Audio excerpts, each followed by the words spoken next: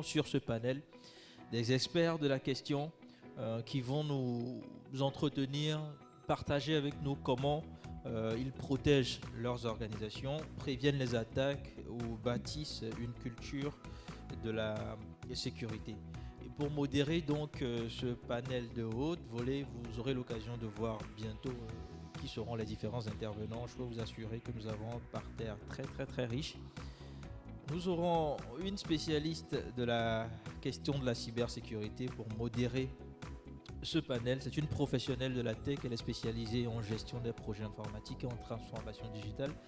À travers son entreprise MIB Service, elle propose des solutions numériques innovantes et des équipements technologiques pour accompagner les structures dans leur modernisation. Je vous prie d'accueillir Madame Edwige D'Almeida qui va donc modérer ce second panel dédié à la cybersécurité et à la protection des données. On accueille Madame D'Almeida. Et comme pour le précédent panel, Madame D'Almeida va se charger d'inviter tour à tour ces panélistes.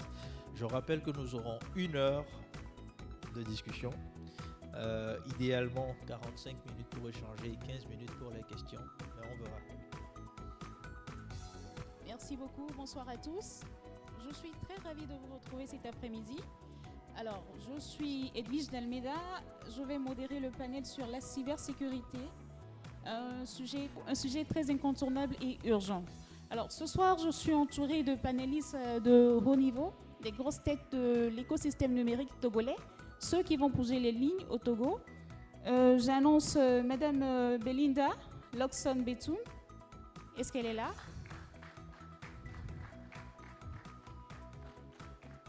D'accord, merci. L'honorable invité qui me fait l'honneur d'être sur mon panel, le commandant Bota Gwaliba. Où tu veux? Nous avons le docteur Aoussi également. Je suis très honorée de vous avoir. Et la quatrième personne, j'ai Ezekiel Simenou qui sera en ligne avec nous. Est-ce qu'il est là? La régie, c'est bon? Monsieur Simenou, est-ce que vous êtes avec nous? Oui, et je vous entends très bien. Je ne sais pas si vous me recevez. Parfait, bienvenue. Oui, c'est bon. Bienvenue, monsieur Simenou. Merci. Alors, nous allons commencer. Je vais donner la parole à mes panélistes de se présenter et ensuite je balancerai la première question qui sera une question ouverte pour tout le monde. Alors déjà, j'aimerais que vous sachiez que nous allons faire une table ronde. Nous n'allons pas faire de questionnaire et tout ça. Donc, vous êtes ouverts à toutes les questions. Si je pose une question et l'un d'entre vous veut répondre, je vous donne la possibilité d'avancer, de nous donner des exemples, ainsi de suite. Merci. On commence par le commandant. Merci. Rebonsoir à toutes et à tous. Je suis le commandant Gwaliba Bota, directeur général de l'Agence nationale de la cybersécurité. Merci. Bonjour, je suis Belinda Lawson Betoun, ingénieure télécom et marketing et communication manager à Cyberdéfense Africa. Merci. Merci beaucoup Belinda, je suis très honorée de t'avoir. Monsieur Aoussi, bonsoir. Merci. Je suis donc Monsieur Aoussi, le directeur général du cabinet Décision. D'accord. Merci beaucoup. Je commence par vous. Vous gardez le micro, Monsieur Aoussi. J'ai une question. Dites-moi, quels sont, d'après votre expérience, vous êtes qualité expert, je pense. Quel est aujourd'hui le levier le plus important pour protéger les données et inspirer confiance dans notre écosystème numérique? Tout d'abord, protéger les données, je crois que c'est quelque chose de très important.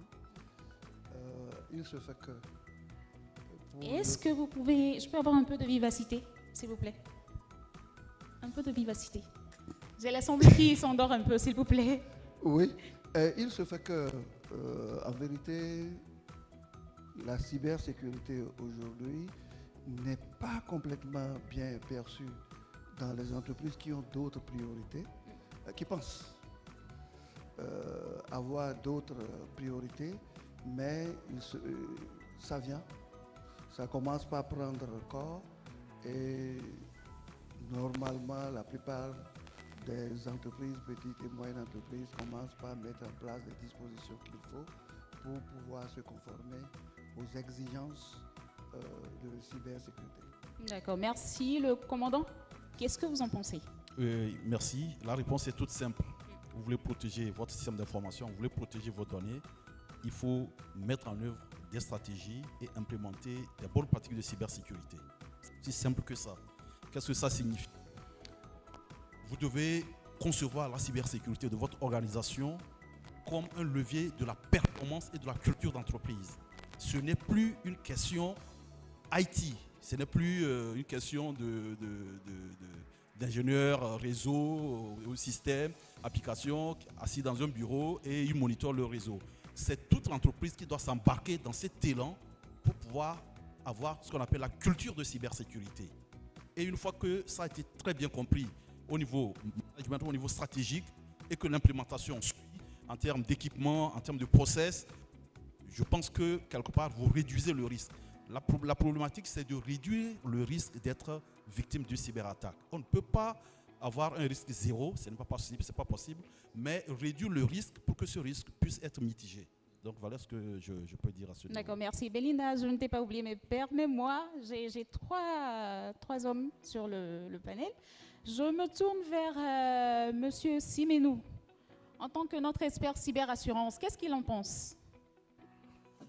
Ouais, moi, je partage totalement l'avis des deux panélistes, du commandant et puis de Monsieur Aoussi, parce qu'effectivement, la cybersécurité aujourd'hui ne doit plus être aujourd'hui perçue comme un sujet technique ou IT, comme le disait le commandant, mais c'est plutôt un sujet de gouvernance.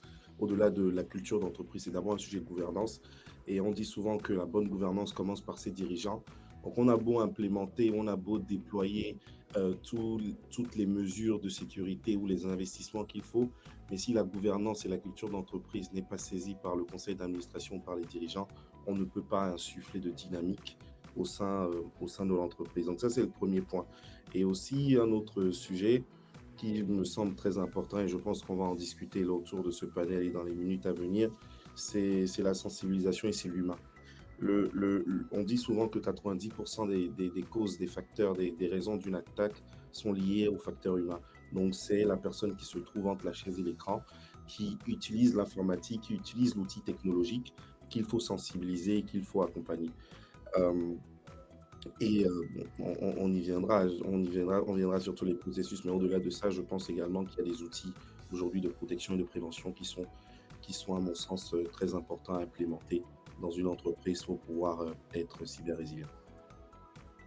Merci beaucoup. Belinda, je rebondis sur la fin de sa réponse.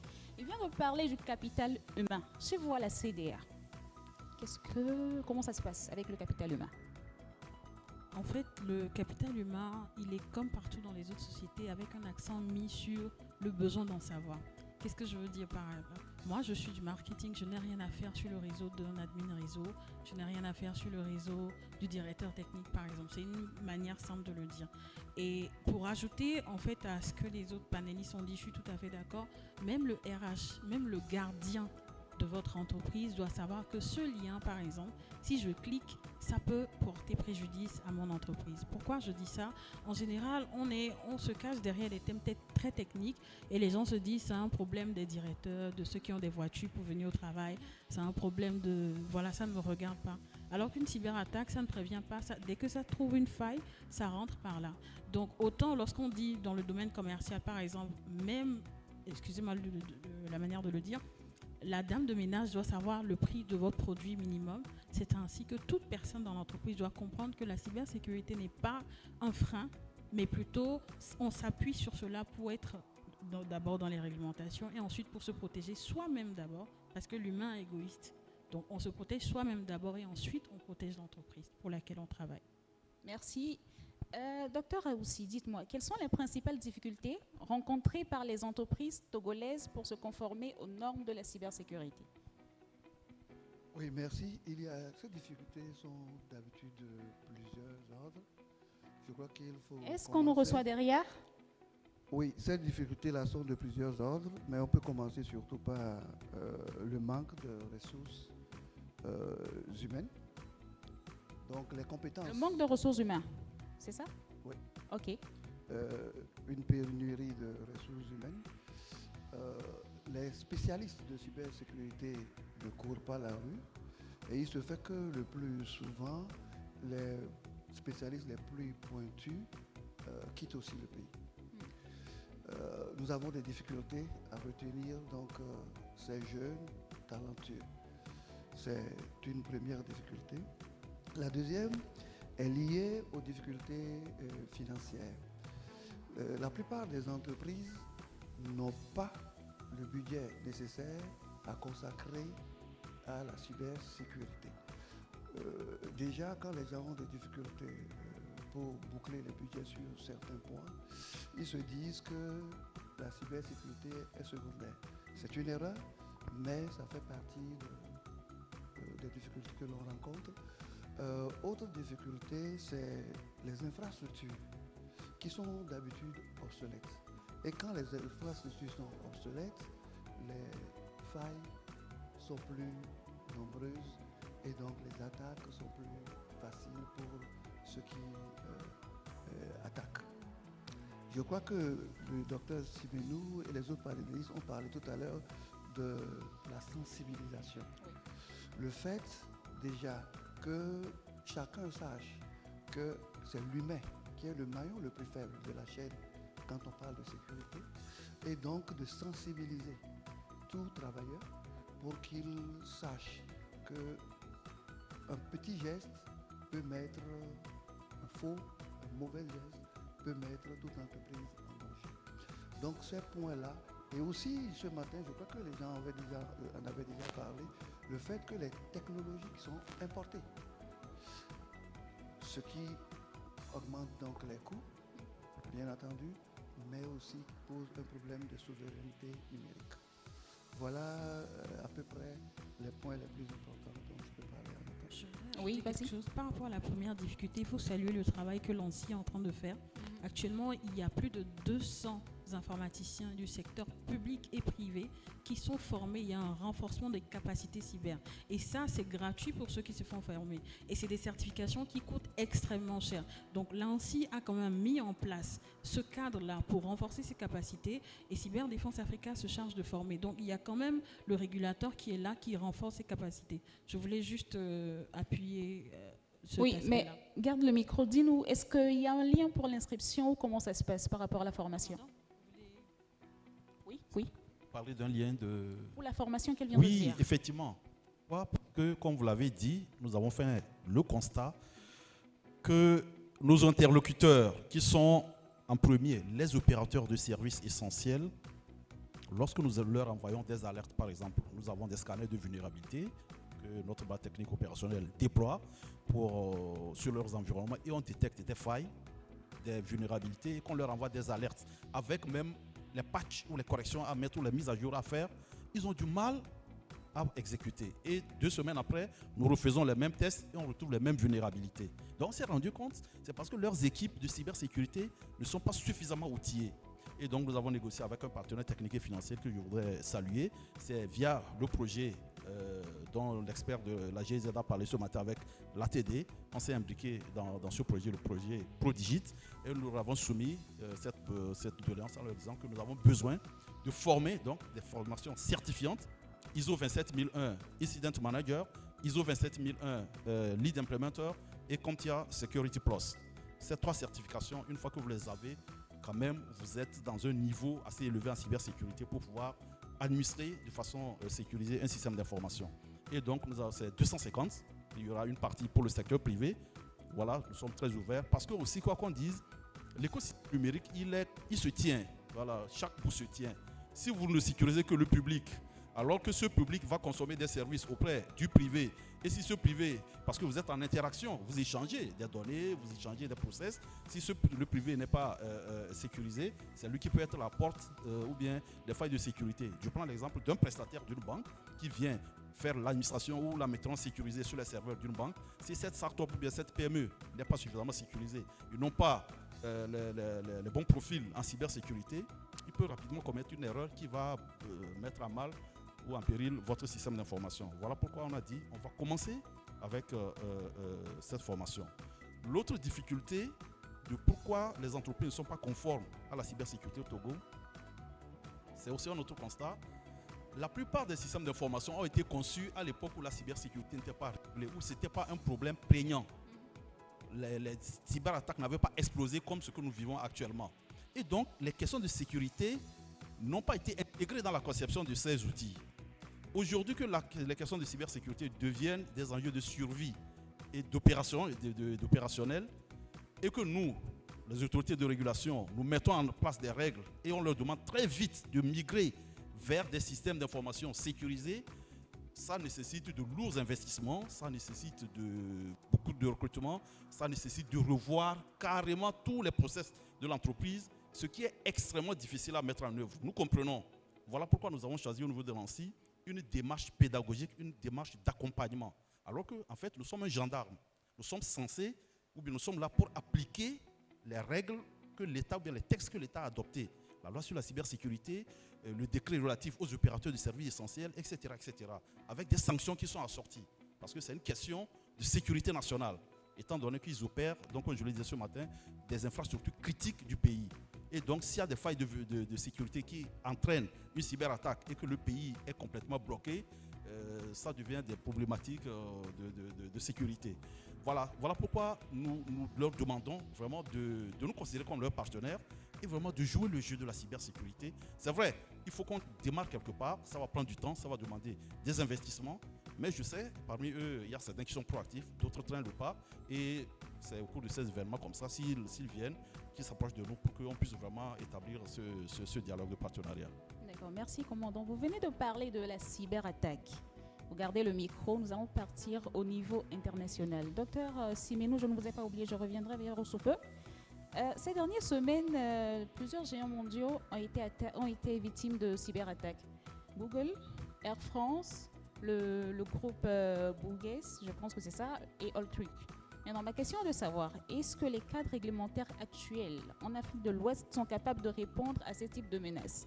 Parce que certes, ce sont des organismes internationaux, mais nous sommes directement des utilisateurs de leurs services. Comment nous sommes protégés? Ok, il y a même l'aéroport de Moscou. Ouais. En fait, aujourd'hui, les cyberattaquants ou bien les cybercriminels, il y a de cela 20 ans, quand ils faisaient des cyberattaques, c'était ludique, c'était des petites compétitions, des challenges entre eux. Ils voulaient se prouver, oui, j'ai été capable de casser le système d'information de la BNP, je suis rentré, j'ai pris la donnée. Aujourd'hui, c'est devenu un business parce qu'il y a beaucoup d'argent qui se font avec les cyberattaques, notamment les rançongiciels.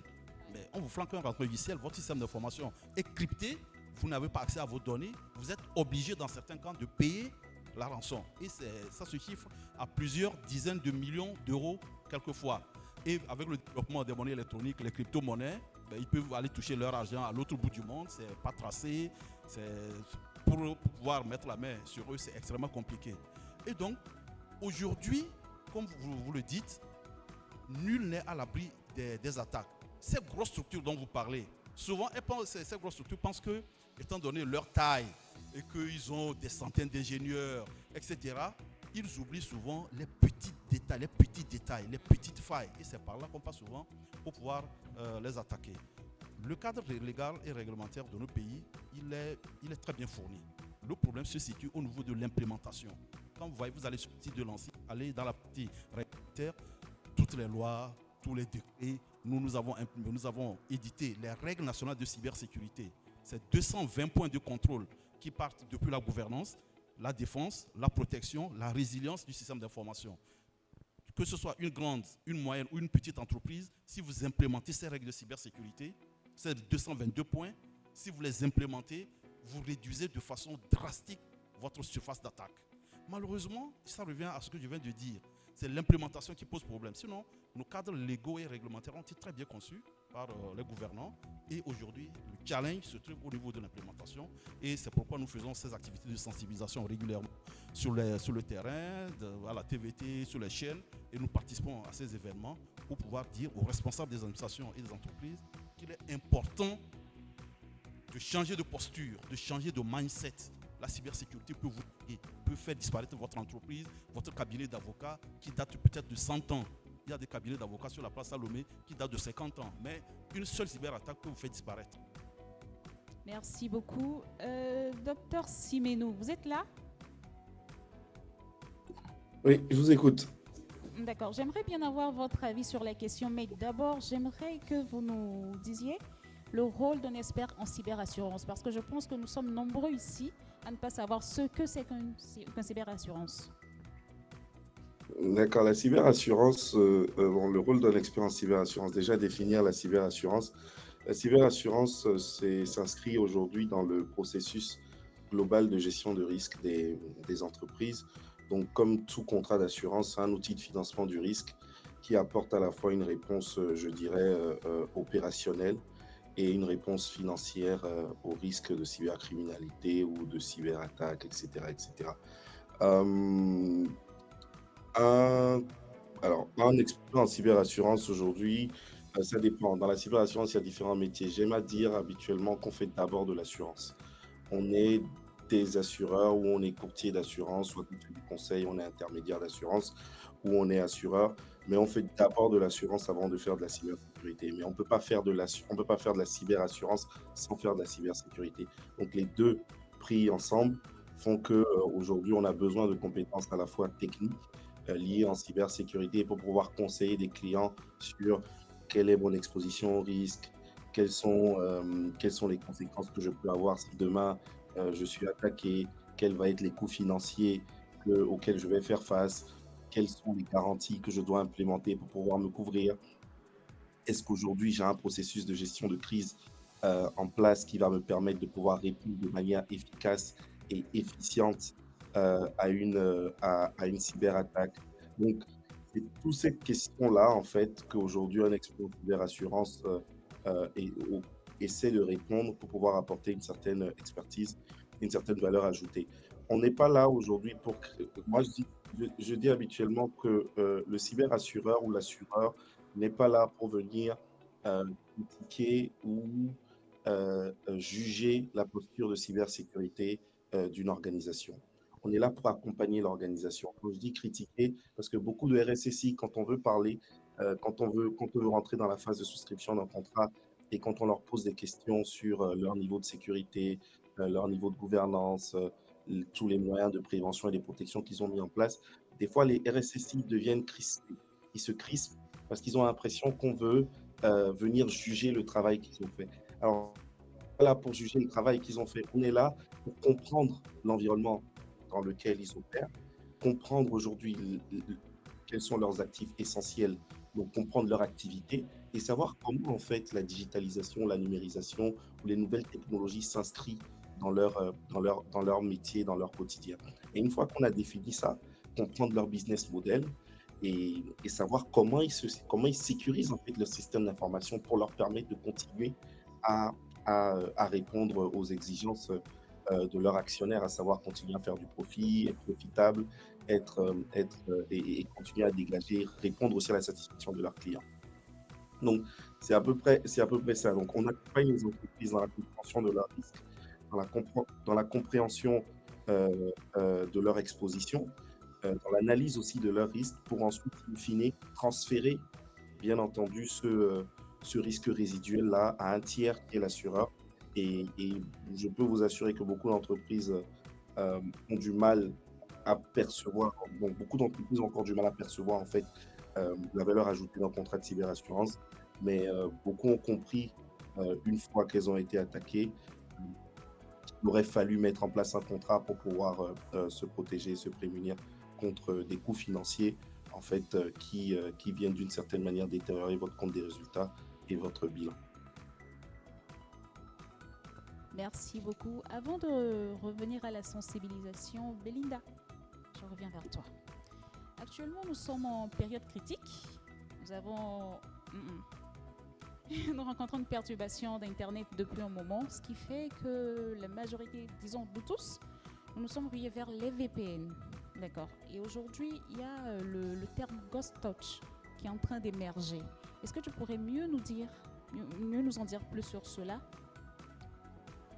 Quand j'ai regardé Ghost Touch, c'est-à-dire on utilise des applications sans savoir tout ce qui s'installe derrière. Donc il y a parfois des logiciels ou bien des comportements que nous avons qui permettent que nos téléphones deviennent des surfaces d'attaque.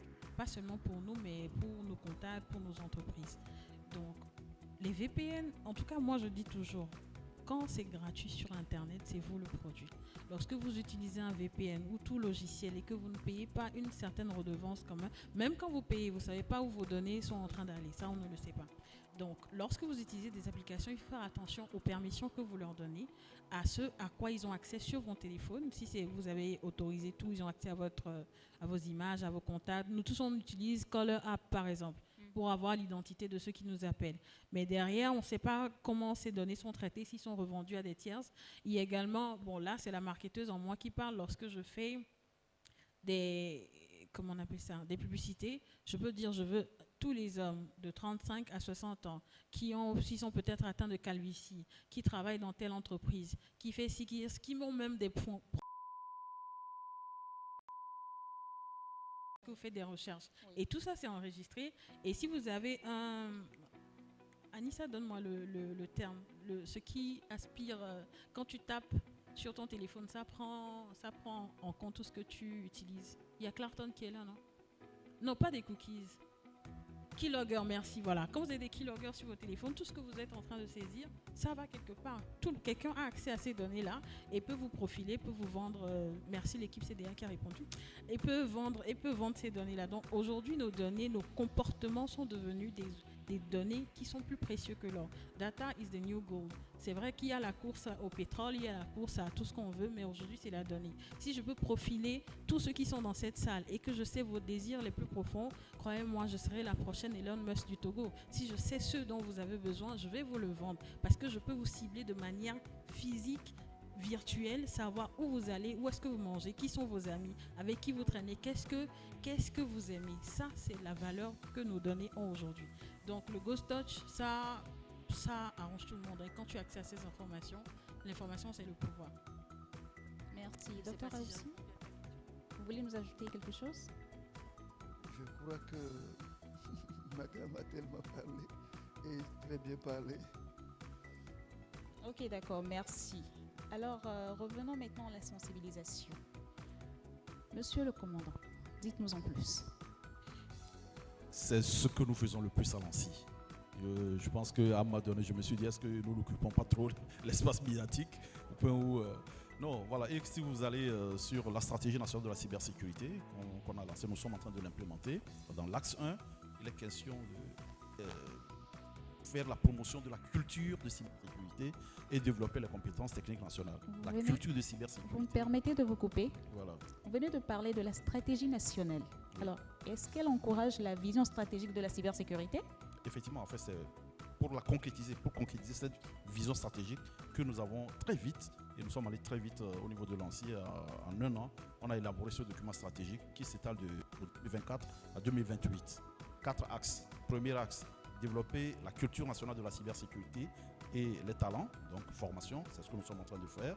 Et bientôt, nous allons installer un environnement de stage pour pouvoir accueillir les stagiaires en cybersécurité qui sont dans les écoles de formation, mais qui n'ont pas la pratique, parce que installer des environnements virtuels, mettre des exercices, des challenges aux étudiants, ça coûte assez cher. Nous allons créer cet environnement et nous allons commencer à accueillir très bientôt. Ce sera au niveau du Data Lab avec l'agence Togo Digital. Donc c'est un écosystème qui va se créer. Les étudiants qui sont en développement, ceux qui sont dans l'IA, ceux qui sont dans Data Scientist, avec ceux de la cybersécurité, vont pouvoir se retrouver dans un même endroit pour pouvoir échanger et se compléter. Deuxième axe, nous avons la promotion du développement, la promotion de la sécurité des infrastructures essentielles du pays. C'est très, très, très important parce qu'aujourd'hui, c'est la cible des cyberattaques. Vous savez, les infrastructures essentielles, ça base de l'énergie, les télécommunications, les finances, les hôpitaux, les universités. Donc, c'est toute une panoplie. Le troisième axe, c'est la réponse à incident. Et là, c'est avec le CERT national qui est opéré par Cyber Defense Africa via un contrat de délégation des services que l'ANSSI a signé avec CDA. Il faut renforcer la réponse à incident, faire en sorte que lorsqu'une entreprise togolaise est victime de cyberattaque, que les outils du CERT soient à même d'aider cette entreprise à retrouver le cours normal de son activité.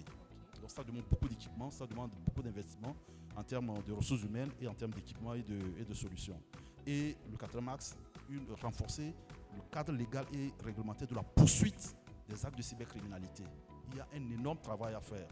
les arnaqueurs, les cybercriminels qui se cachent à la frontière dans certains pays voisins et qui attaquent nos entreprises, il faudra trouver des mécanismes de coopération, des mécanismes pour pouvoir faire en sorte que la poursuite judiciaire, dont il faut impliquer les magistrats, la chaîne de répression, la police, la gendarmerie, dans un écosystème avec l'ANSSI pour pouvoir arriver à localiser ces cybercriminels, les appréhender et les faire répondre de leurs actes. Merci beaucoup. Docteur Simenou, lors de vos auditions QSE, ok, d'accord. ok. Oui, je voudrais ajouter quelque chose quand même à ce que le commandant vient de dire. C'est vrai qu'il y a la sensibilisation au niveau national. Excusez-moi. Cependant, ce qu'on observe dans les entreprises, c'est que les hauts dirigeants, le top management ne s'implique pas, ne s'engage pas vraiment. C'est-à-dire qu'ils délèguent. Or, tout part de l'engagement de la direction. C'est-à-dire, une fois que la direction ne s'est pas sérieusement engagée, à la fin, la cybersécurité ne rentre pas dans la stratégie de l'entreprise. Et ça constitue toujours un frein. Parce que les investissements et les ressources, même le recrutement des spécialistes, c'est le top management qui décide. Et quand le top management délègue et que c'est quelqu'un d'autre qui rapporte après, les décisions sont lentes et donc finalement on n'est pas conforme. Belinda, quels devraient être les engagements concrets de la direction, comme il vient de le dire? Tout dépend. Une entreprise qui est dans le secteur de la logistique n'a pas forcément les mêmes besoins qu'une entreprise qui vend de l'eau, par exemple. C'est pour ça qu'il y a ce cadre réglementaire des 220 règles de cybersécurité qui sont là. Lorsque vous les appliquez, que vous soyez OSE ou pas, opérateur de services essentiels, vous avez quand même réduit cette surface d'attaque-là. Donc, déjà, si on commence par le maillon faible qui est l'humain, utilisation d'antivirus, ne pas laisser son ordinateur ouvert à tout va, ne pas aller sur des sites, etc. Éviter d'utiliser des logiciels craqués. Oui, je sais, nous sommes au Togo. Personne n'a son Word ici qui est... Bon, sauf... Est-ce que quelqu'un dans la salle a un Word qui n'est pas craqué? Je n'ai pas de version craquée. Ça, c'est bien. Félicitations. Merci beaucoup. Ça, c'est bien. Et surtout aussi, lorsqu'il y a un incident, il y a le Centre national de réponse aux incidents de cybersécurité, le CERT. Je ne sais pas, est-ce qu'il y en a dans la salle qui connaissent le CERT? CERT, merci. D'accord. Est-ce qu'on peut demander... Belinda, oui. Tu viens de demander s'ils connaissent le CERT. Oui. J'ai vu des étudiants lever les mains. J'aimerais bien avoir la définition du CERT, moi. Je pense qu'il y a même des gars de l'équipe du CERT qui sont là, ils sont dans la salle, c'est eux qui m'ont donné Keylogger. Ah. Ceux qui connaissent le CERT me donnaient la définition. Je l'ai donné avant. Je ne sais pas s'il y a un micro dans la salle. Vous pouvez vous lever. On peut s'entendre. Et puis, il faudrait peut-être que tu proposes un stage quelque part. Bien sûr, je pense bien. Il n'y a personne pour nous donner la définition du CERT? Pardon? Je sais que ChatGPT vient d'aider quelqu'un. Alors, que dit ChatGPT au Copilot ou Gemini? Quelqu'un? Nobody? Oui, il y a une main là-bas. Ah ben, il y a deux mains. C'est le temps de réponse de ChatGPT. Yes. Yes, c'est ça. Ok, très bien. Et en français facile? Équipe d'alerte et de réponse aux incidents informatiques. Ce sont les sapeurs-pompiers du web. Exactement. Et j'ai l'habitude de dire au Togo, les choses sont très bien faites. Nous sommes à côté des sapeurs-pompiers. Donc, il y a les sapeurs-pompiers qui s'occupent d'éteindre les incendies physiques et nous éteignons les incendies dans le cyberespace. Belinda, par rapport à la question du CERT, je viens d'avoir une idée tout à l'heure. Vous savez, nous avons les responsables de la CDA, nous avons le commandant de l'ANSSI, et suite aux questions de Belinda, vous pouvez, qui sait, avoir un stage, soit au niveau de la CDA, soit au niveau de l'ANSSI, soit au niveau de l'ANID. Nous avons aussi, je pense, les représentants de l'ANID qui sont là. Donc, voilà, à vous de faire le reste. On continue. D'accord. Alors, ce centre est là et à tout moment, 24 heures sur 24, 365 jours sur 365. Qu'il pleuve, qu'il neige, qu'il vente, que je ne sais quoi, vous avez un analyste, vous appelez, il y a le numéro qui est là, je ne l'ai plus en tête, mais si vous allez sur le site du CERT, vous l'avez, 70 54 93 25, oui voilà, ou www.cert.tg, peu importe l'incident que vous avez eu, si ça se passe dans le cyberespace, nous avons l'obligation de vous répondre dans les 15 minutes. 15 minutes comment après votre appel. Et ça, l'ANSSI est très regardant sur CDA pour ça parce que nous opérons le CERT sur délégation de pouvoir de l'ANSSI. Le CERT appartient à l'ANSSI, mais nous ne faisons que la partie opérationnelle. Mais par contre, si quelqu'un vous appelle en direct et vous arnaque au téléphone, ça, ce n'est pas le CERT qui gère. Mais si on vous envoie peut-être un message sur WhatsApp ou sur Facebook, ça se passe sur Internet, là, nous pouvons interagir. On peut vous recommander d'aller porter une plainte, on peut vous recommander, voilà, il y a des gens qui ont eu leur compte UGP, j'ai parlé lundi de sextortion, ce sont des cas réels qui se passent au niveau du CERT. Donc, le CERT est là pour, et c'est gratuit. Donc, pardon, il ne faut pas appeler juste pour eux. Il y en a qui appellent pour avoir audience auprès du président. On ne fait pas ça. Merci. Docteur Simenou, la sensibilisation au niveau de la cyberassurance, s'il vous plaît. Alors, la sensibilisation, déjà de manière globale, pour moi, elle ne se fait pas qu'au niveau de la cyberassurance. Il y a monsieur Aoussi qui disait tout à l'heure qu'il fallait faire de la sensibilisation au niveau des dirigeants. Et c'est ce qu'on fait au niveau de la Cyber Awareness Academy. C'est que nous, on n'a pas pris, j'ai vu que l'ANSSI a lancé pas mal de projets, d'initiatives pour former à la fois je vais dire, les ressources opérationnelles ou je ne sais pas si les étudiants également. Mais nous, on a pris le sujet par le haut. Donc, on a plus une approche un peu top-down que bottom-up. L'approche top-down, c'est tout simplement ce que le docteur aussi disait tout à l'heure. On est là pour accompagner les dirigeants dans la compréhension du risque. La cybersécurité, et j'ai bien aimé ce que Bélinda a dit tout à l'heure, elle a dit qu'une société de logistique n'a pas les mêmes enjeux peut-être qu'une banque ou bien qu'une société industrielle. Je pense qu'avant tout, quand on fait de la cybersécurité, je dis souvent qu'on ne fait pas de la cybersécurité. Il n'y a pas une bonne ou une mauvaise manière de faire de la cybersécurité. On fait de la cybersécurité adaptée en fonction à ces enjeux. Donc, l'approche par le risque est essentielle. Donc, le fait d'aller voir les dirigeants, de les sensibiliser pendant une demi-journée et de leur parler, d'avoir un discours avec une approche par le risque et de leur faire comprendre quels sont les enjeux technologiques qu'ils ont aujourd'hui peut permettre de débloquer en fait cette prise de conscience et de demander aux dirigeants de s'inscrire dans ce qu'on va appeler un changement de paradigme. Donc, une fois qu'on a dit ça, je dirais qu'il n'y a pas réellement de manière de sensibiliser en cyberassurance. La cyberassurance aujourd'hui, c'est un produit encore très méconnu sur le continent, donc que ce soit en Afrique subsaharienne, en Afrique de l'Est, un peu plus développé en Afrique de l'Est et en Afrique du Sud, que ce soit en Afrique du Nord. Donc, effectivement, ce qu'on essaie de faire, c'est d'organiser des masterclass, de former l'écosystème de la cybersécurité et de l'assurance. Déjà, comprendre le produit, savoir comment aborder le produit, comment le souscrire, quelles questions on doit se poser. Et en tant qu'entreprise, quand je souscris un produit de cyberassurance, je ne souscris pas un produit et je le mets dans un tiroir, par exemple. C'est-à-dire qu'on doit être dans un processus d'amélioration du risque. J'ai souscrit un produit. En quoi ce produit peut me servir, cette assurance-là, comment je peux m'en servir en cas d'incident. Et c'est là que ça m'emmène sur une garantie clé que propose le contrat d'assurance cyber, qui est l'assistance. On parlait tout à l'heure des grandes entreprises, mais je pense qu'on n'a pas assez parlé des PME.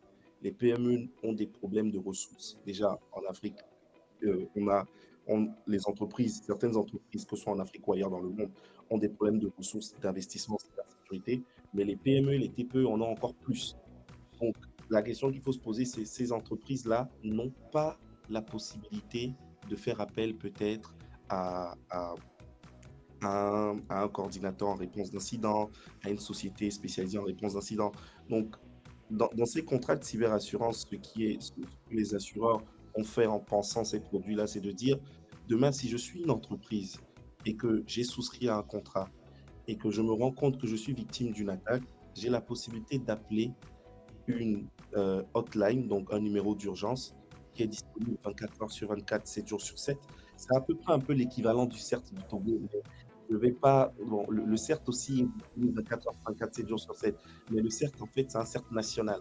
Là, ce que les assureurs mettent derrière le produit, dans le produit de la cyberassurance au niveau de l'assistance, c'est de dire tout simplement, c'est un peu le même concept que le CERT, c'est de dire tout simplement, j'ai un numéro d'urgence, en cas d'attaque, je l'appelle et j'aurai un expert informatique qui va intervenir pour pouvoir m'accompagner dans la gestion de la crise.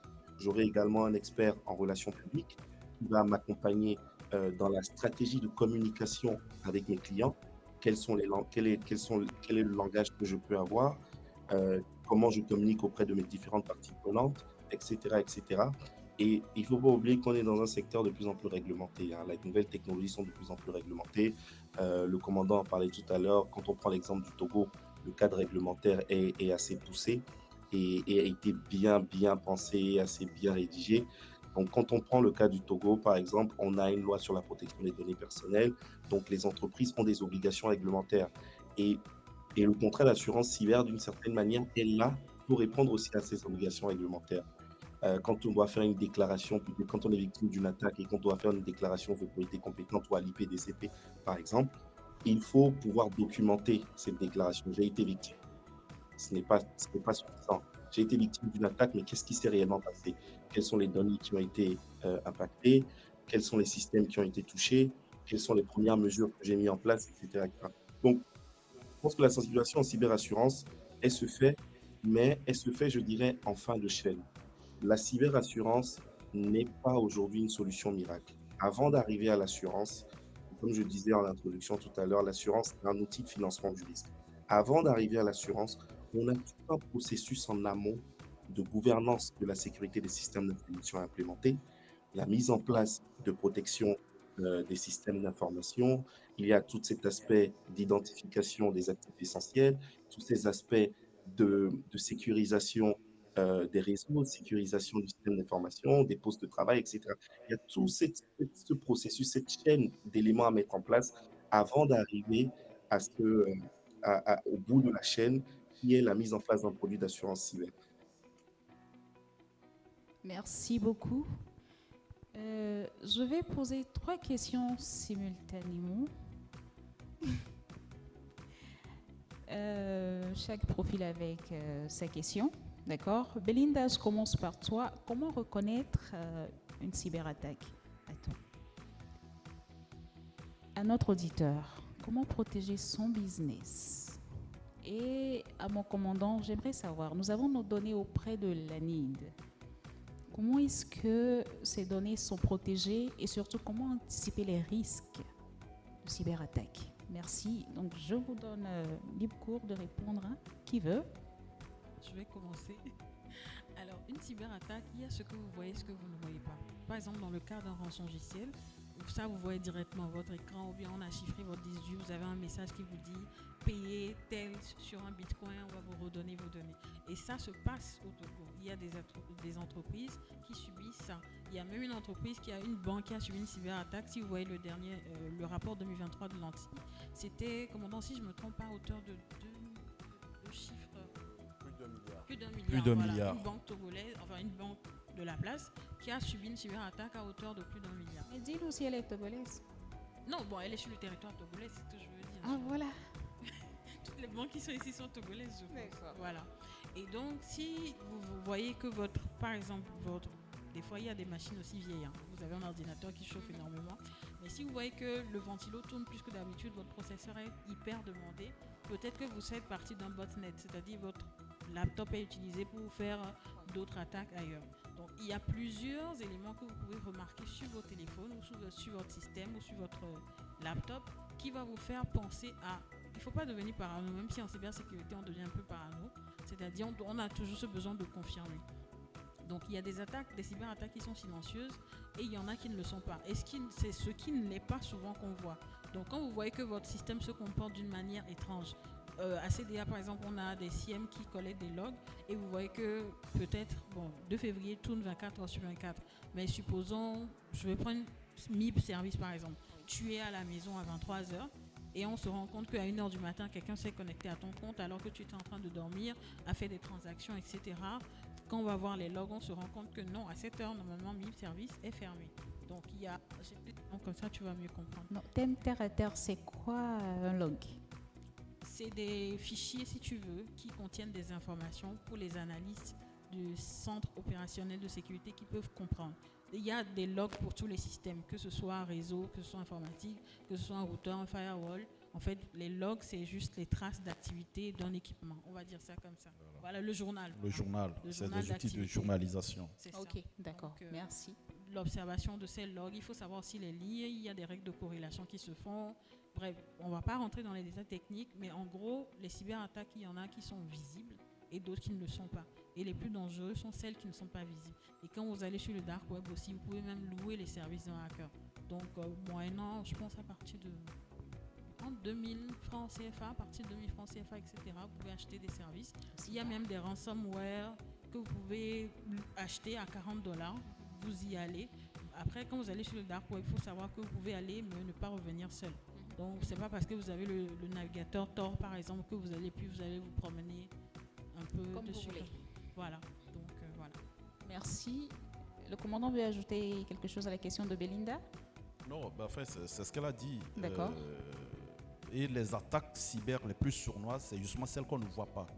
Et c'est pourquoi nous demandons aux entreprises, aux administrations, de se faire monitorer leur système d'information par un SOC, de souscrire à des services de Security Operations Center. Ils ont des outils qui scannent votre réseau, vos applicatifs, vos outils, vos équipements en permanence. Et dès qu'ils détectent une vulnérabilité ou une faille, ils vous signalent. Et lorsque un cyberattaquant, les plus futés, il rentre dans votre réseau, il cherche une porte, une faille, il rentre, il reste là-bas, il peut être tapé là-bas pendant 1 an, 2 ans, 5 ans, 10 ans, le temps de comprendre vos process. Et le jour où il décide de frapper, quand il va trouver la bonne fenêtre de frappe, c'est en ce moment il frappe et il sait qu'il va se faire beaucoup de milliards, beaucoup d'argent et il efface tout. C'est le jour là où vous allez vous rendre compte que vous avez été victime d'une cyberattaque alors que cette cyberattaque date d'il y a 10 ans. Il a réussi à pénétrer votre réseau il y a 10 ans. Donc les intrusions aujourd'hui, quand vous êtes là et vous ne monitorez pas votre système d'information, vous pensez qu'il n'y a rien, tout est normal, ce n'est pas aussi exact que ça. S'il n'y a pas des spécialistes qui viennent faire les audits, c'est pourquoi on demande régulièrement de faire les audits de la sécurité de votre système d'information à travers les tests de pénétration. En anglais, on appelle les pen tests. Vous voyez, et donc Cyberdéfense Africa ou bien des prestataires d'audit. Aujourd'hui, nous demandons qu'ils viennent pour que l'ANSSI leur délivre des agréments, pour qu'ils aillent prester auprès des entreprises pour les aider à avoir le tableau synoptique de leur système d'information en temps réel. On continue avec Et votre si je question. peux rajouter, Ok. non, je voulais juste rajouter un complément par rapport à ce que le commandant disait pour donner un chiffre qui est assez frappant au public, à l'auditoire, c'est que certains experts en cybersécurité disent qu'il faut environ en moyenne 160 jours, entre 160 et 200 jours pour pouvoir détecter une intrusion malveillante. C'est-à-dire que donc, les pirates informatiques sont capables de rester dans votre système d'information en moyenne pendant 160 jours avant que, bon, tout dépend aussi de la qualité du SOC, de l'expertise du SOC, etc., des outils de sécurité qui sont monitorés, etc., etc. Mais on dit qu'à partir de 160 jours, 200 jours, c'est la durée moyenne pour laquelle on arrive à détecter en fait une intrusion malveillante. Merci Donc ça reste beaucoup. beaucoup aux pirates informatiques pour analyser l'entreprise, le quotidien de l'entreprise, les process vitaux de l'entreprise, etc., etc. Merci. Oui, bon, concernant votre question, Madame d'Almeida, j'avoue que j'aurais bien voulu que ce soit peut-être un responsable de l'ANI qui réponde, parce qu'ils sont responsables de leur système d'information. C'est vrai, nous avons édité des règles et des cadres de conformité, des cadres de contrôle de conformité. Toutefois, ils sont hébergés sur vos data centers, non? Ou non, bon, en fait, ce sont des données. Déjà, c'est confidentiel. Si Ok. je sais où est-ce que vous êtes hébergé, je peux aller vous chercher là-bas. Donc, je Ok, préfère d'accord. qu'on n'entre pas dans ces détails Ok, techniques, ok. parce que c'est de leur responsabilité. Mais sachez que toutes les mesures, vraiment pour assurer la sécurité de ce système d'information, parce que cette base de données, elle est grosse, elle est critique et elle est essentielle pour le pays. Oui. Je pense que tous les mécanismes de sécurité sont mis en place. Vous savez, en cybersécurité, parfois, il ne faut pas dévoiler beaucoup de choses. D'accord. Voilà, donc permettez qu'on s'arrête D'accord, à ce merci. niveau. Notre auditeur. Oui, merci. Le commandant parlait tout à l'heure de la formation des jeunes sur ISO 27001. Moi, je suis auditeur, excusez-moi, moi, je suis auditeur ISO 27001 et il s'agit donc d'auditer ou bien de suivre. Je suis aussi implémenteur, donc j'aide les entreprises à mettre en place les exigences d'ISO 27001. Il s'agit de mettre en place les bonnes pratiques et les exigences de conformité selon cette norme internationale-là. Et la technologie, comme les autres panélistes en parlent, représente à peu près 60% donc, des exigences de cette norme. Et il y a bien sûr une norme sur la cybersécurité, tout simplement, qui est la 27032, si je ne me trompe. Donc le travail de l'auditeur, c'est de s'assurer que l'entreprise est conforme à toutes les exigences de la norme. Et la 27001 est une norme très technique. Et il y a déjà l'annexe qui prend en compte ce qu'on appelle la déclaration d'applicabilité, qui en fait permet, si on suit, de mettre en place tout ce qu'il faut pour protéger l'entreprise. Mais comme toute norme de système de management, ça commence bien entendu par le contexte de l'entreprise, comme tout le monde en parlait. Il faut que les dirigeants arrivent à cerner exactement quels sont les enjeux réels de leur entreprise en termes de sécurité de l'information, que la responsabilité de la direction soit suffisamment bien définie, comprise, et que toutes les autres responsabilités soient données et que chacun sache ce que représente son rôle et bien entendu son autorité. Ensuite, il y a, je crois que quelqu'un en a déjà parlé, les risques et les opportunités qu'il faut identifier et réussir donc à maîtriser. Il faut mettre en place des actions face à ces risques et à ces opportunités-là et bien entendu suivre ces risques ou bien ces actions en continu.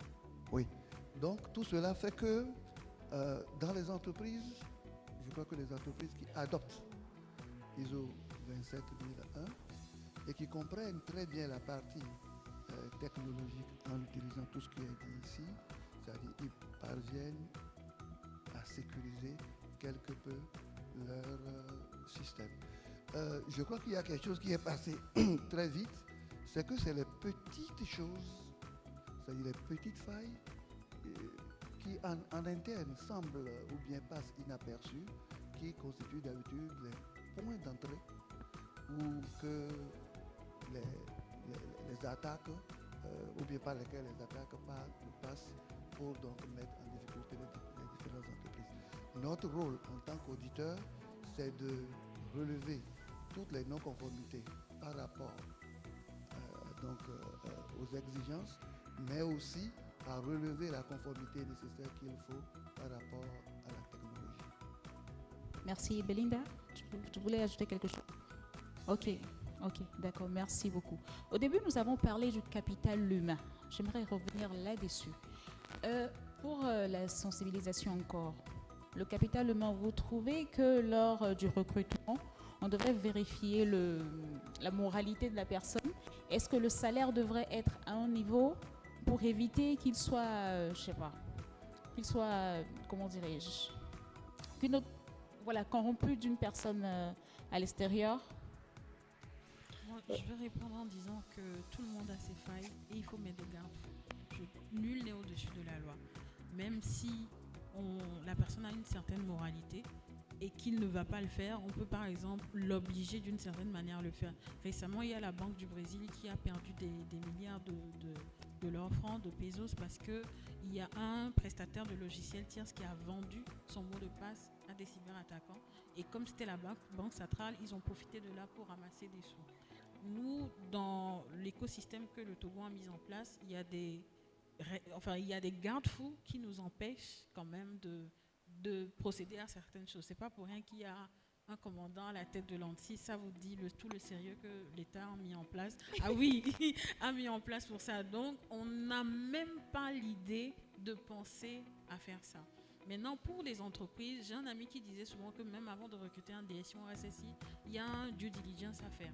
Il faut se renseigner sur la personne, voir un peu les entreprises où il a été, quel est son degré de moralité. Mais encore une fois, tout le monde a des points faibles. On ne va pas faire les 100 ici et dire que non.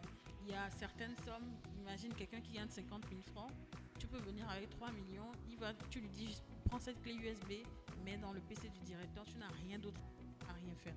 Donc ça dépend. Donne-moi 200 000 là-bas. Oui, Oui. je voudrais ajouter quelque chose à cela. Au fait, on n'a pas seulement parlé de ceux qui sont au niveau. On n'a pas parlé seulement de ceux qui sont au niveau de l'IT. En fait, quand nous parlons de cybersécurité, mais en fait, c'est la sécurité de l'information en général. Et donc, dans une entreprise, il y a des gens qui ont de hauts salaires, mais il y a des gens qui ont de petits salaires. Même quand on prend le wagmestre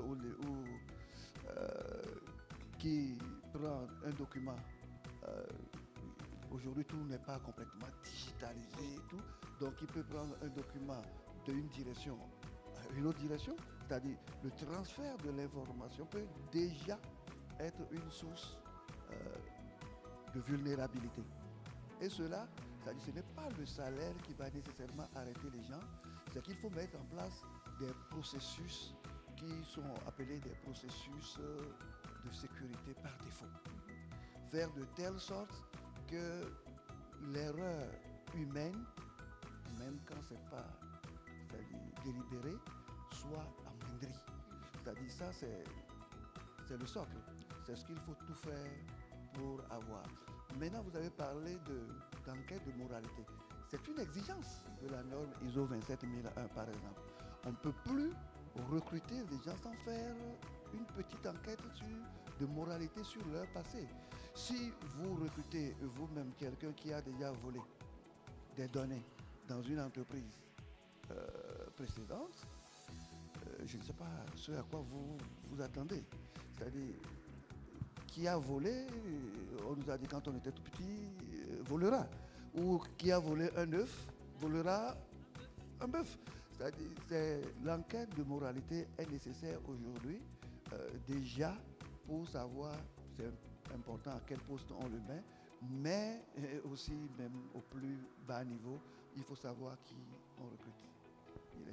Merci beaucoup. Effectivement, juste je peux me pour permettre. rebondir, pour dire au niveau de l'ANSSI, CDA, tous les recrutements, comme il a dit, passent nécessairement par des enquêtes de moralité. Et pour les opérateurs du service essentiel, leur personnel essentiel, donc les personnels qui opèrent les outils numériques, aussi sont soumis à ces obligations d'enquête de moralité. Et nous exigeons que dans le contrat, qu'il y ait des clauses qui tiennent ces employés à des secrets, à de la confidentialité de tout ce à quoi ils auront accès, même si un jour ils quittent l'entreprise pour vraiment X temps. Donc c'est tellement étanche, tellement verrouillé. On sait que si c'est toi, en tant qu'administrateur sur tel système, qui avait accès aux authentifications ou bien aux identifiants, le jour où nous trouvons ces identifiants, même si tu as quitté l'entreprise, on sait que c'est toi qui es responsable, tu peux faire l'objet de poursuites judiciaires et les peines sont extrêmement salées, justement pour décourager ces brebis galeuses qui pourraient dans nos environnements. Ok, merci beaucoup. Docteur Simenou, j'ai une question pour vous. Par rapport aux attaques mondiales que nous avons vues ces dernières semaines, comment faire pour regagner la confiance de ces clients pour qu'ils ne partent pas ailleurs? Ça, c'est une question, je ne dirais pas philosophique, mais c'est une question en fait qui dépend de plusieurs facteurs et qui dépend de chaque entreprise. Mais avant juste de répondre à la question, j'aimerais juste rebondir sur la question que vous avez posée avant. La question que vous avez posée avant touchait à la malveillance interne. La malveillance interne, nous, en tant que cyberassureurs, effectivement, une des questions qu'on pose dans les questionnaires de souscription, c'est de savoir est-ce que vous réalisez une enquête de moralité, est-ce que vous faites une due diligence sur les salariés. Tout simplement pour voir effectivement pour déjà essayer d'évaluer ce côté malveillant, parce qu'on on parle souvent de cybercriminalité, mais la cybercriminalité, elle n'est pas qu'externe, elle est également interne, c'est-à-dire qu'il peut y avoir un salarié qui n'est pas content de l'augmentation qu'on lui a donnée, qui va, comme on le disait tout à l'heure, peut-être aller vendre des données à une tierce personne, aller insérer une clé USB pour lancer une attaque informatique au sein de l'entreprise. Donc, il y a différents facteurs en fait qu'on essaie, différentes questions qu'on pose pour essayer d'évaluer le niveau de sécurité, ou comprendre comment l'entreprise a sécurisé ce risque de malveillance interne. Et un autre sujet, on en a parlé tout à l'heure, c'est aussi ce qu'on va appeler le need to know et le at least privilege. Le need to know, c'est qu'on va aujourd'hui définir des rôles en entreprise avec des fonctionnalités. On va donner accès à ces personnes-là en entreprise aux informations qu'ils ont seulement besoin de connaître. Ça permet aussi de réduire encore, d'une certaine manière, un tout petit peu le risque de malveillance interne dans l'entreprise. Alors maintenant, pour revenir à votre question concernant comment on fait pour gagner la confiance de l'entreprise, des clients plutôt. Alors, c'est assez simple, hein. Moi, je dirais une entreprise déjà qui a une culture de sécurité, qui a compris aujourd'hui que aujourd'hui le monde dans lequel on opère et le monde dans lequel on va continuer à opérer et vers lequel on tend, c'est un monde qui sera dirigé par la donnée. On a compris que dès maintenant, il faut mettre en place les processus et les mesures nécessaires pour pouvoir protéger cette donnée et communiquer auprès des différentes parties prenantes, communiquer auprès des clients sur le sérieux et sur les processus de mise en place pour sécuriser les données. C'est pas pour rien que toutes les entreprises, là je parle des entreprises cotées, vous remarquerez que dans les rapports annuels ou dans les documents universels, d'enregistrement universel des entreprises aujourd'hui, il y a toute une partie sur la gouvernance et sur la cybersécurité qui permet à l'entreprise de faire un laïus sur les mesures de sécurité qu'elle a mis en place pour protéger les données. Donc, on dit souvent, et ça, ça sera peut-être un mot pour pouvoir, pour une sorte d'ouverture, on dit souvent qu'il est très difficile, extrêmement difficile de pouvoir quantifier euh, la perte de clients ou la perte sur l'image de marque d'une entreprise à la suite d'une cyberattaque.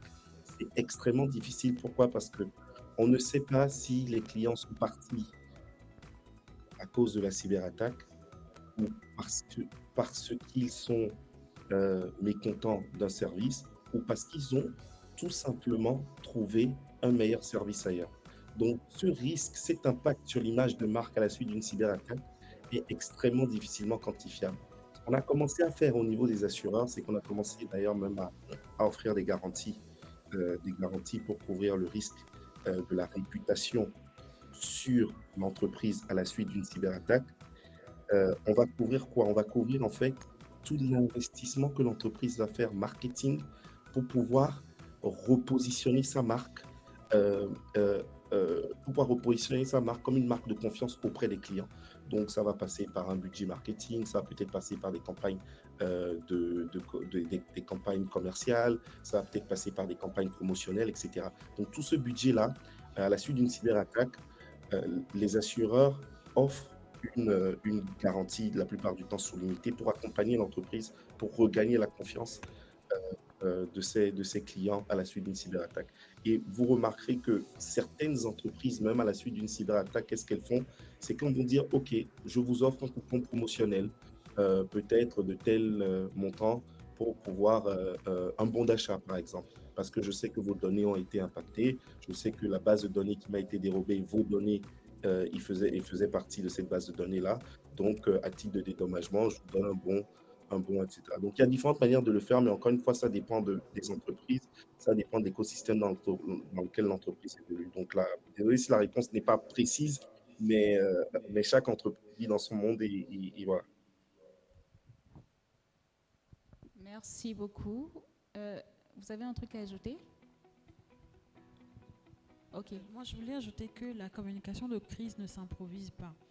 Lorsqu'il y a souvent des cyberattaques, c'est vrai qu'on a besoin d'un transparent, mais il faut vraiment choisir ses mots parce ces propos peuvent être dénaturés. C'est pour ça qu'il faut avoir, si vous n'avez pas une équipe bien qui est formée, il faut avoir prestataire qui maîtrise cette communication de crise là, ou en tout cas qui a le détachement, le recul nécessaire pour vous fournir des mots qu'il faut utiliser.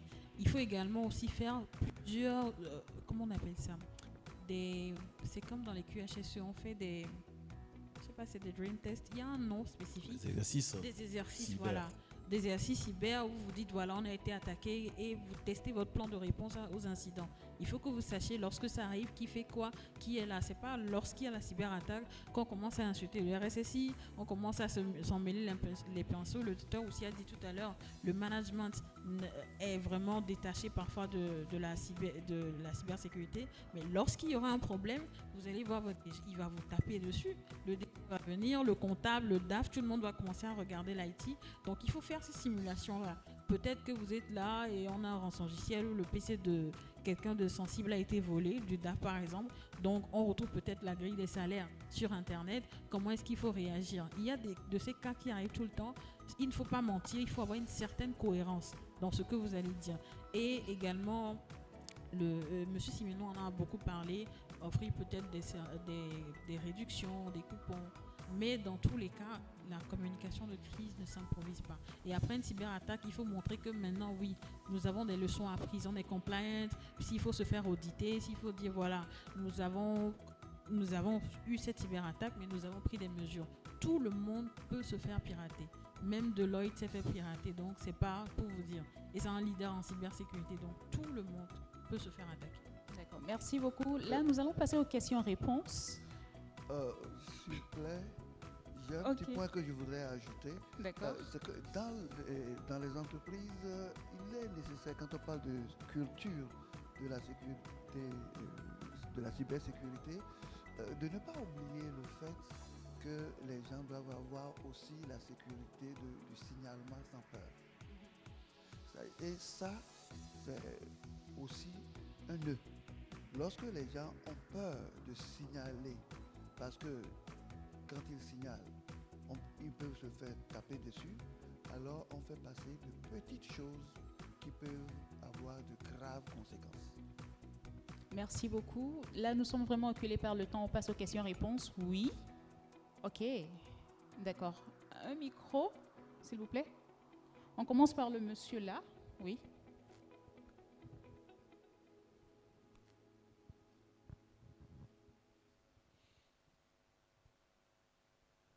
Il faut l'allumer.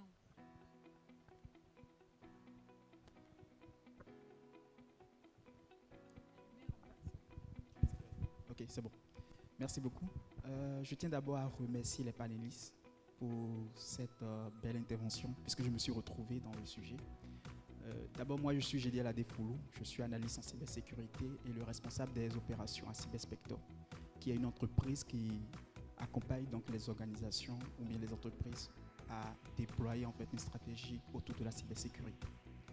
Et concernant en fait tout ce que vous avez abordé, comme je l'ai dit, je me suis retrouvé dedans puisque la belle preuve, c'est un problème que nous avons trouvé fréquent lorsque nous travaillons avec les organismes en Afrique ou bien les entreprises en Afrique.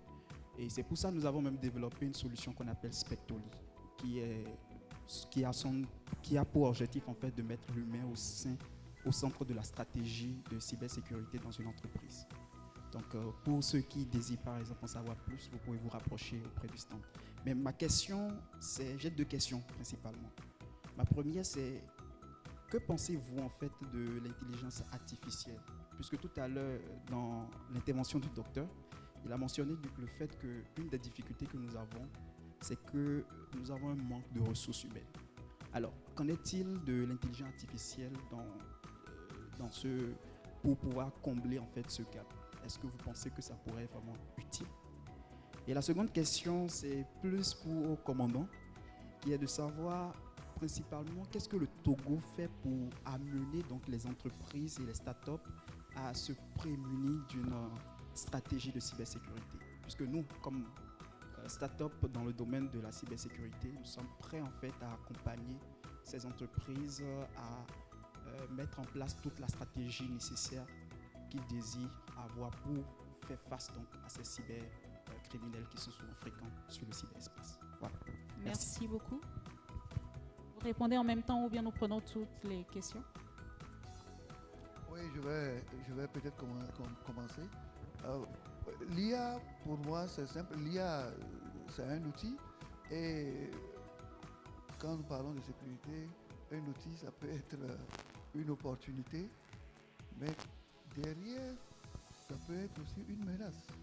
C'est-à-dire qu'il faut savoir comment l'utiliser en toute sécurité. C'est de ça qu'il s'agit.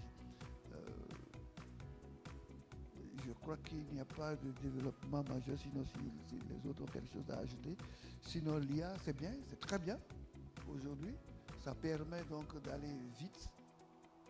Mais en même temps, il faut savoir que l'IA peut représenter aussi une menace en termes de sécurité de l'information.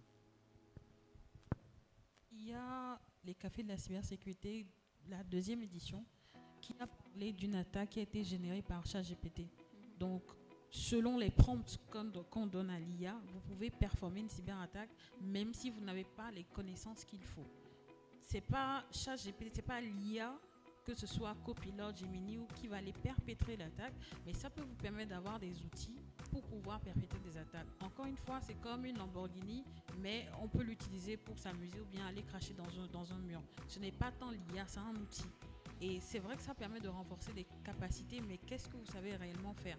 Aujourd'hui, vous avez des développeurs, lorsque vous les prenez et que vous copiez la connexion Internet, ce qu'ils sont capables de faire, ils ne sont plus en mesure de le faire parce que soit on utilise tous GitHub, mais c'est du copier-coller d'un prompt qu'on a pris dans ChatGPT, ce qui fait que vous allez voir des applications qui se ressemblent ou des solutions qui se ressemblent. Donc, la créativité humaine n'a pas de limite. L'IA ne vient que la compléter. Donc, c'est ce que moi, je peux ajouter par rapport à ça.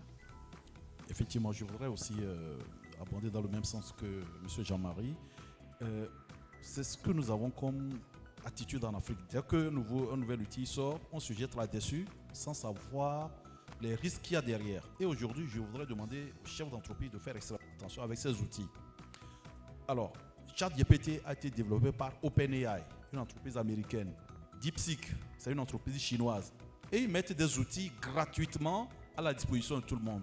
Mais quel est le business model qu'il y a derrière? C'est la question qu'il faut se poser. En utilisant ces outils, vous servez peut-être d'instrument d'entraînement de ces outils IA. Et donc, ils peuvent aspirer vos données, ils peuvent accéder à certaines informations qui vont leur servir après. Comme Belinda l'a dit, ce qui est gratuit sur Internet, quand vous l'achetez, c'est que c'est vous le produit. Donc, il faudra vraiment faire attention. C'est pourquoi tout doit s'inscrire dans une stratégie de cybersécurité. Comment je veux sécuriser mon entreprise? Il y a des prestations, il y a des entreprises qui accompagnent dans le conseil. C'est ce que les boîtes de consulting font, les Big Four. Adressez-vous à des professionnels qui vont vous définir une bonne stratégie, un bon processus d'implémentation. Quels sont les outils qui sont adaptés à votre environnement et qui peuvent vous servir à mieux vous sécuriser en vous prémunant ou bien en vous permettant de subir beaucoup plus de risques, peut-être de perte de vos données ou bien de perte de votre notoriété quelque part. Donc l'IA aujourd'hui, c'est un couteau à double tranchant. Il est très bon, ça permet d'aller très vite dans certaines activités, dans certains process, mais il faut faire extrêmement attention, être très vigilant. Alors, la deuxième question qui m'a adressée, c'est ce que je fais quotidiennement. Dire aux entreprises que l'écosystème de la cybersécurité a été mis en place. Au Togo, nous sommes allés très loin en ouvrant carrément les portes de la cybersécurité à tout le monde. Je prends un exemple comme la France. La réponse à incident, le CERT national ne peut avoir accès au service du CERT national que les OIV, les opérateurs d'importance vitale. Au Togo, que vous soyez un OSE, opérateur de service essentiel, une PME, une TPE, un ménage, même un individu, vous pouvez appeler le CERT lorsque vous faites face à un incident de cybersécurité.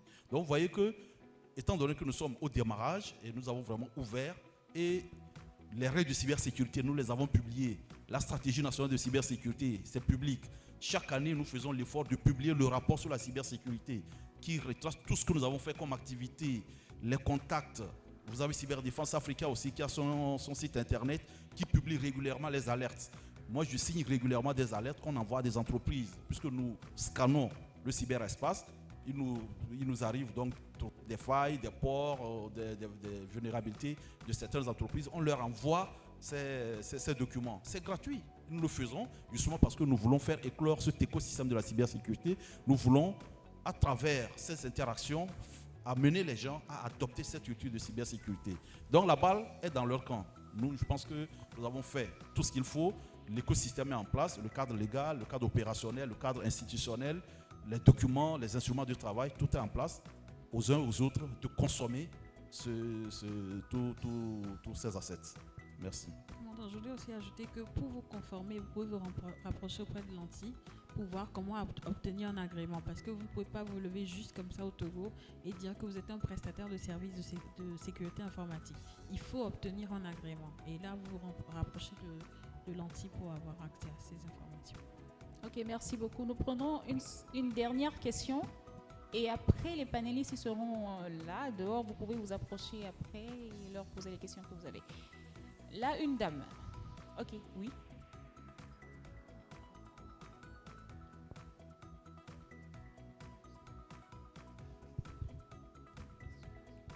Bon, merci beaucoup. Bonjour à tous. Moi, je suis Yvette Mwangassi. Je suis développeuse web. Bon, encore en formation, mais développeuse web quand même. Donc, j'aurais une question pour monsieur le directeur de l'ANSSI. En fait, j'aimerais savoir, est-ce que l'ANSSI réglemente aussi le travail de hacker éthique au Togo? Oui, c'est pour cette raison que nous organisons régulièrement les CTF, les compétitions de cybersécurité. Cette année, en octobre, puisque le mois d'octobre, c'est le mois de la cybersécurité, nous prévoyons organiser cette compétition. En fait, c'est du hacking éthique qui permet de détecter les talents que les entreprises comme Cyberdéfense Africa. Il y a beaucoup qui ont été recrutés sur cette base. Voilà, et je pense qu'il y a quelqu'un, ils sont dans... Bon, je ne voudrais pas rentrer dans les détails, mais nous invitons justement, vous qui êtes dans le développement web, dans le CTF, il y a des exercices qui sont liés à la sécurité justement de ces outils que vous développez. Et si vous faites partie des meilleurs, déjà les prix sont intéressants, les lots se chiffrent parfois en millions, et nous offrons des formations, nous achetons des vouchers de formation aux lauréats, et ça permet vraiment de créer cette émulation au niveau des jeunes. Donc, en matière d'hacking éthique, c'est aujourd'hui un outil de régulation en cybersécurité. Faire en sorte que les enfants, ou bien, enfin, excusez-moi le terme, les jeunes qui sont férus de cybersécurité, parfois c'est des autodidactes, des gens qui touchent à tout sur des outils, ils se forment sur Internet, qui n'aillent pas dans le mauvais côté, qui viennent du bon côté du positif qui est incarné par l'ANSSI. Merci à tous. Non, je suis désolée. À la sortie, les panélistes seront là. Vous pouvez vous approcher, de changer, parler. Merci beaucoup. Alors, la cybersécurité reste un sujet très vaste. Et tout ce que nous devons savoir, c'est que nous devons nous approcher des institutions adéquates pour mieux nous protéger. Merci beaucoup. Et j'aimerais aussi dire merci aux sponsors, surtout grâce à eux, nous sommes ici aujourd'hui. Merci à la commissaire générale, merci à mes chers panélistes. J'ai été très honorée de vous avoir. Et merci aussi à l'Assemblée.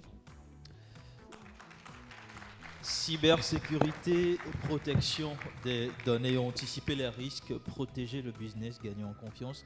C'était donc le thème du second panel qui vient de nous réunir. Je rappelle que nous avions le directeur général de l'Agence nationale de la cybersécurité, le commandant Bota Gwaliba, le docteur Jean-Marie Aoussi, M. Ezekiel Simenou qui était en ligne, Madame Belinda Lawson et tout ce beau monde modéré par Madame Edwige d'Almeida. On peut encore les applaudir.